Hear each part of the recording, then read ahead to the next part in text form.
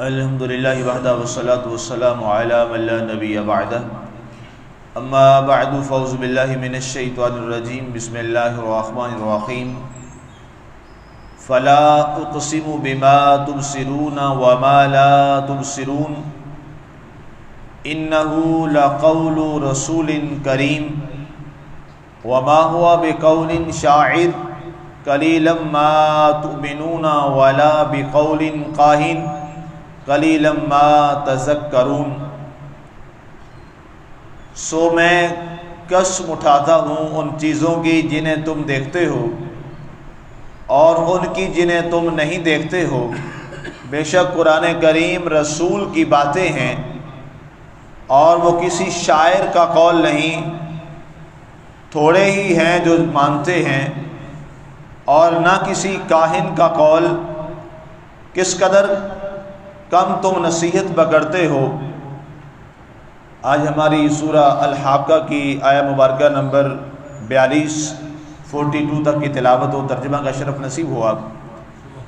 سامعین، کل جہاں ہمارا رکوع اختتام پذیر ہوا تھا، اس کے بعد آگے یہ ایک نئی گفتگو ہے یہاں سے جس کا آغاز ہو رہا ہے۔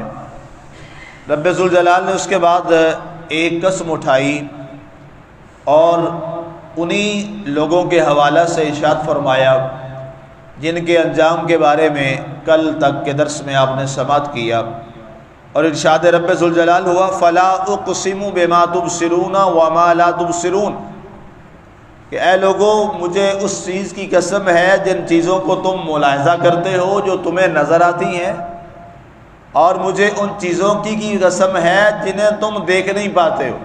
اب ظاہر ہے اس کائنات میں بہت ساری ایسی چیزیں ہیں کہ جن کا وجود مرئی ہے، اور کچھ ایسی چیزیں ہیں جن کا وجود غیر مرئی ہے۔ یہ اصطلاح استعمال کی جاتی ہے ہمارے اہل علم حضرات کے ہاں، ایک اصطلاح ہے، جو چیز نظر آئے اس کو مرئی کہا جاتا ہے، اور جو چیز نظر نہ آئے اسے غیر مرئی کہا جاتا ہے۔ تو اب اللہ نے ارشاد فرمایا کہ بہت ساری ایسی چیزیں ہیں کہ جو تم آنکھوں سے دیکھ سکتے ہو، اور بہت زیادہ ایسی چیزیں ہیں جہاں تک تمہاری آنکھوں کی رسائی نہیں ہے۔ اللہ تعالیٰ ان چیزوں کو بھی دیکھ رہا ہے جس کو تمہاری نگاہیں نہیں دیکھ رہی۔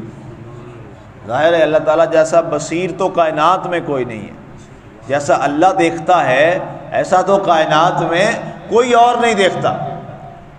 کائنات میں کوئی اور ایسا نہیں ہے۔ ایک اللہ تعالیٰ کی ذات ایسی ہے جو سب کچھ دیکھتا ہے، ہاں اس کے علاوہ وہ جس کو چاہے جو دکھا دے، یہ میرے اللہ کے فیصلے ہیں۔ اس پہ آپ کو ہم میں سے کسی کو اعتراض نہیں ہو سکتا۔ ظاہری طور پر اس پر کوئی اعتراض کر سکتا ہے۔ اس کی میں ایک مثال دیتا ہوں۔ اللہ تعالیٰ کے ایسے لوگ ہیں، ایسے بندے ہیں جو نہ نبی ہیں نہ رسول ہیں، لیکن ان کی نگاہ وہاں تک جاتی ہے جہاں پہ عام لوگوں کی نگاہ نہیں پہنچ سکتی۔ درمیان میں پردے ہیں اور ان پردوں سے آگے بھی وہ دیکھتے ہیں، ان کی نگاہ اتنی عظیم ہے۔ نہ وہ نبی ہیں نہ رسول ہیں، یہ تو اللہ نے ان کو مقام دیا ہے۔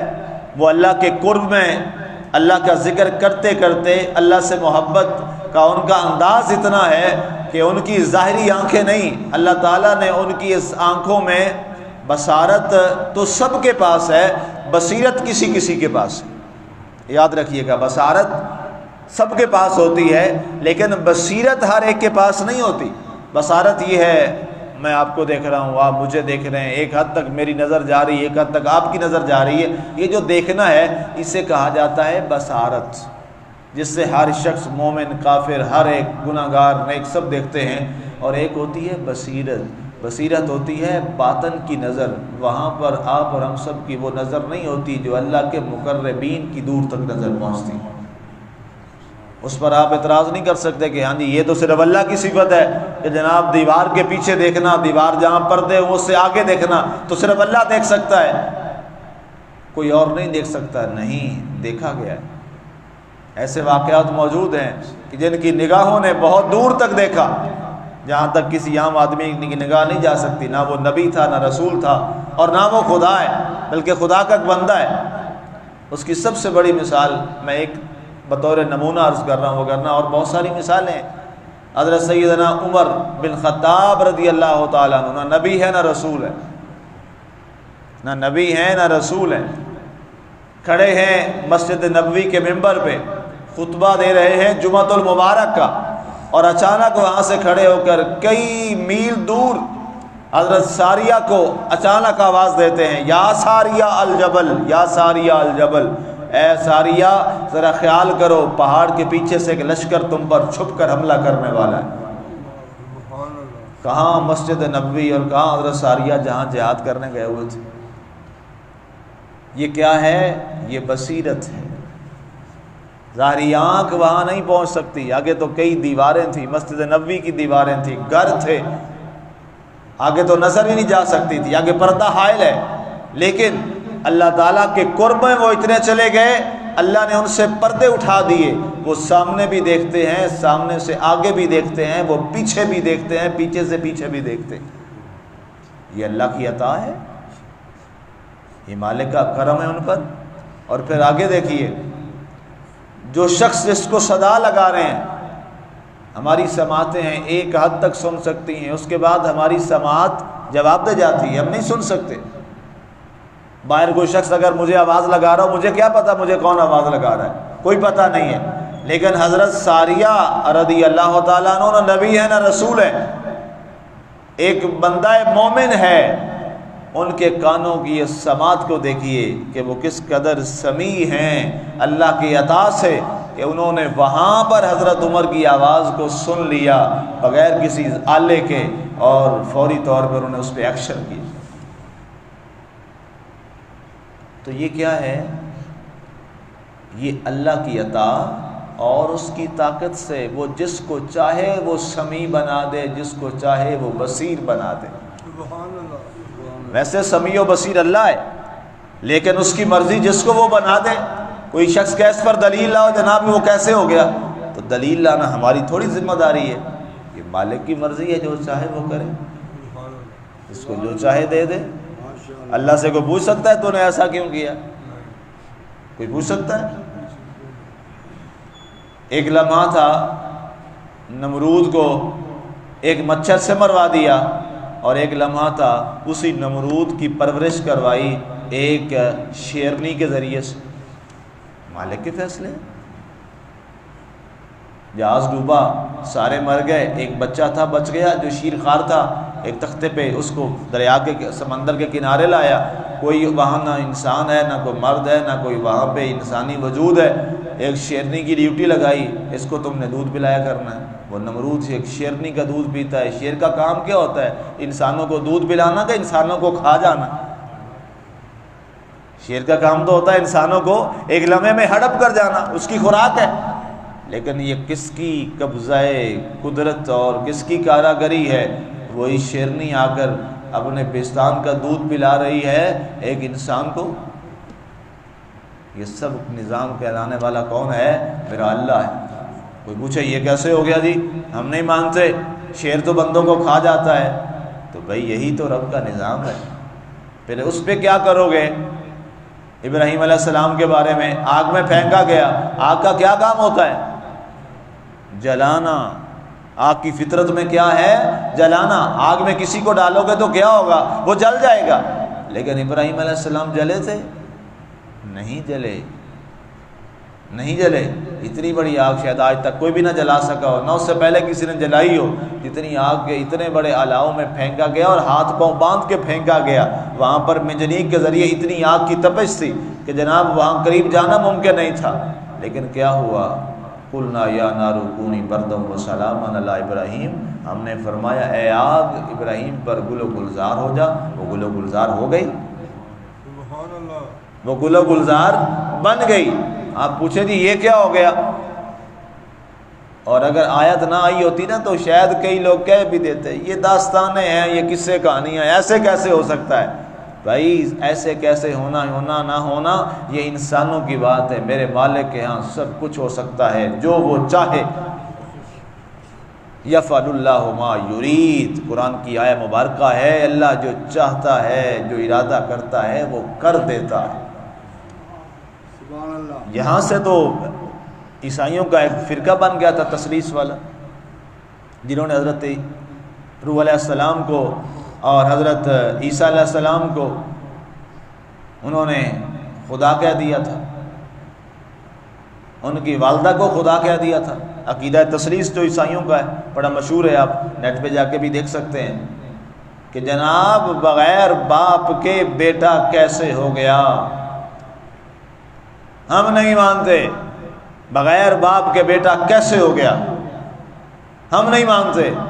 اللہ نے فرمایا یہی تو میری قدرت ہے، جس کو تمہاری عقل نہ مان سکے اور تمہاری عقل جواب دے جائے، جو وہ کر دے وہی مالک اللہ کر سکتا۔ ہم بھی کہتے ہیں باپ کے بغیر بیٹا اولاد نہیں ہوتی، رب نے عیسیٰ علیہ السلام کو پیدا کر کے دکھایا، میں چاہوں تو بغیر باپ کے بھی پیدا کرتا، کر کے دکھایا۔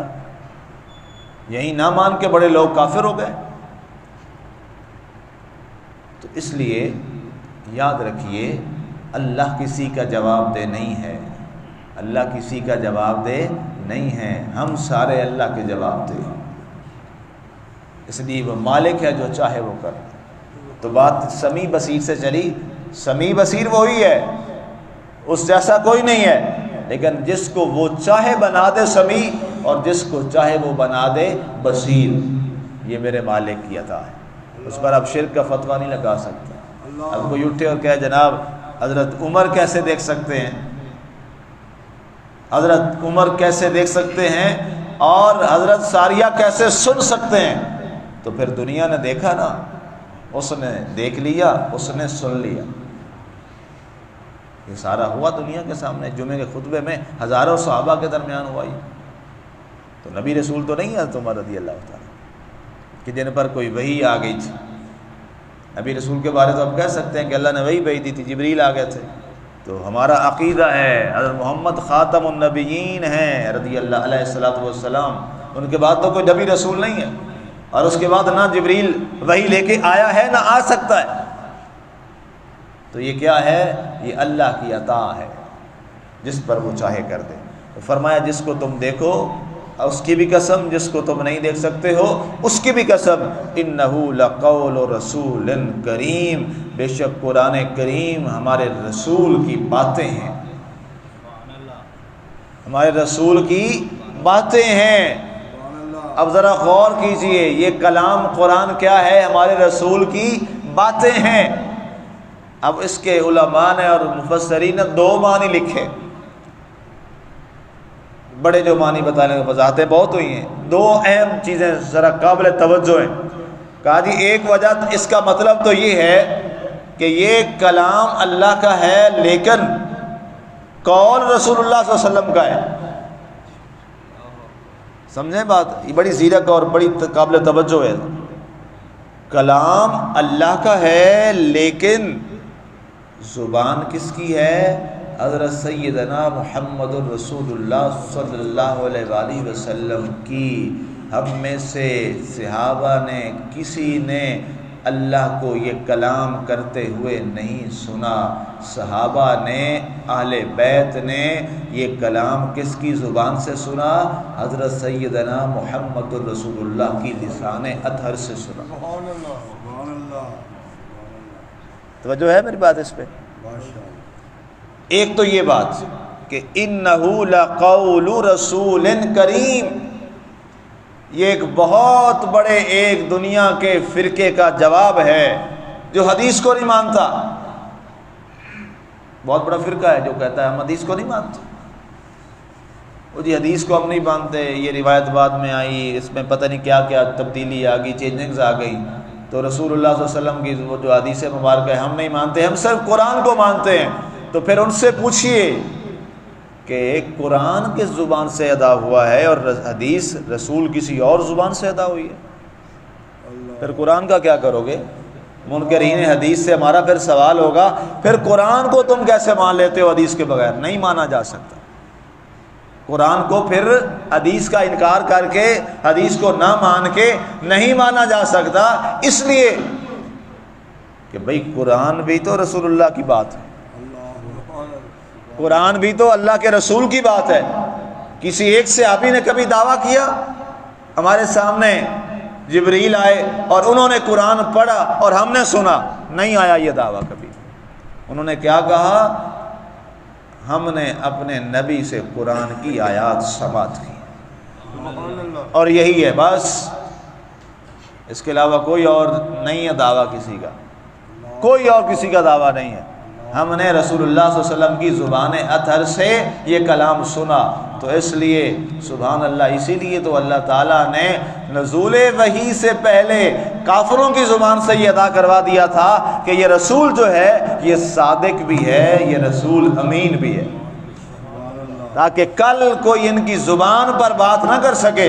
ابو جہل بھی کہتا تھا، ابو لہب بھی کہتا تھا، عتبہ بھی کہتا تھا، شیبہ بھی کہتا تھا، سارے یہ کہتے تھے ہم اس کے دین کو تو نہیں مانتے، لیکن یہ ہم اقرار کرتے ہیں یہ سچا بھی ہے، یہ امانت دار بھی ہے۔ اب قیامت تک حضور صلی اللہ علیہ وسلم کی زبان پر کسی کافر نے بھی آج تک اعتراض نہیں کیا۔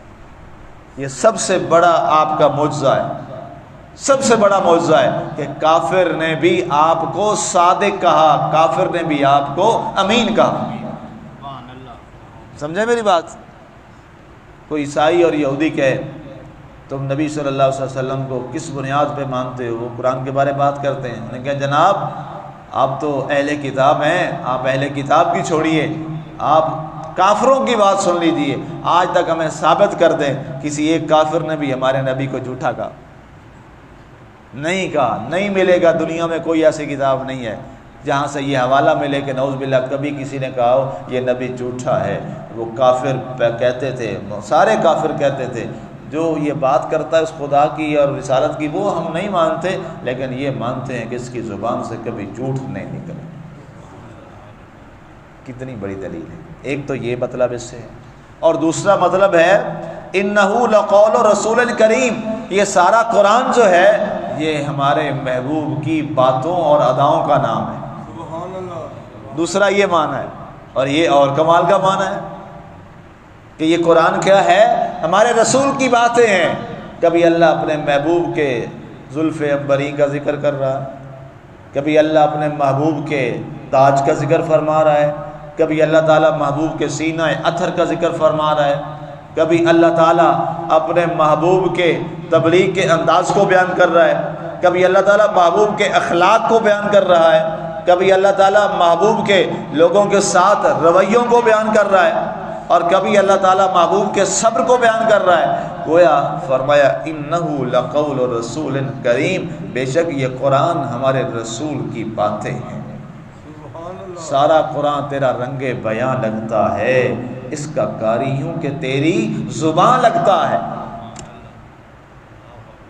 تو یہ ہے انہو لقول رسول کریم۔ اس کی اور بڑی مزیدار تفسیریں ہیں لیکن وہ ذرا آپ کے لیول سے مشکل ہو جائیں گی، تو اس لیے جو عام آپ کو بات سمجھنے والی تھی، جو اہم باتیں وہ میں نے عرض کر دی۔ اس کے بعد آگے اس کی وضاحت ہے قول شاعر کے حوالے سے، وقت ہو گیا، اس پر انشاءاللہ پھر کل بات کریں گے۔ اللہ تعالی ہمیں عمل کی توفیق عطا فرمائے، آمین بجاہ سید المرسلین۔